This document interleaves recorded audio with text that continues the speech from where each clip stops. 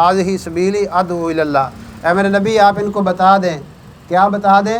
یہ میرا رستہ ہے۔ کیا رستہ ہے؟ میں لوگوں کو اللہ کی طرف بلاتا ہوں، یہ میرا بھی کام ہے۔ انا ومن اتبعنی، ومن اتبعنی، یہ میرا بھی کام ہے۔ کیا کام؟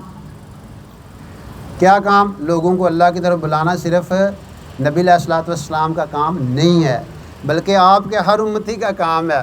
ابو بکر صدیق جب مسلمان ہوئے رضی اللہ تعالیٰ عنہ تو یا رسول اللہ میرا کیا کام ہے؟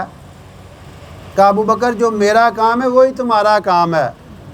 اور پھر نکلے ہیں، سارا دن لوگوں میں گشتیں کی ہیں، ملاقاتیں کی ہیں، شام کو 5 بندے لے ہیں، یا رسول اللہ یہ میرے آج کے دن کی کمائی ہے۔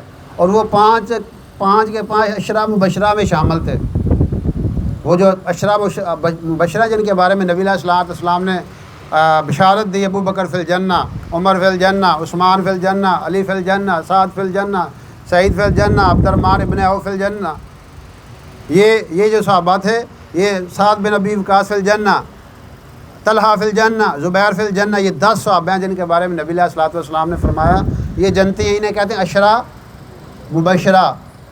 تو ان میں سے 5 بندے حضور علیہ الصلوۃ والسلام کے ارشاد پہ عمل کرتے ہوئے، ابو بکر صدیق رضی اللہ تعالیٰ عنہ سارا دن گئے، محنت کی، ان کو پیغام سنایا اللہ کے رسول علیہ الصلوۃ والسلام کا، اور ان کو کہا یا رسول اللہ یہ میرے آج کے دن کی کمائی ہے۔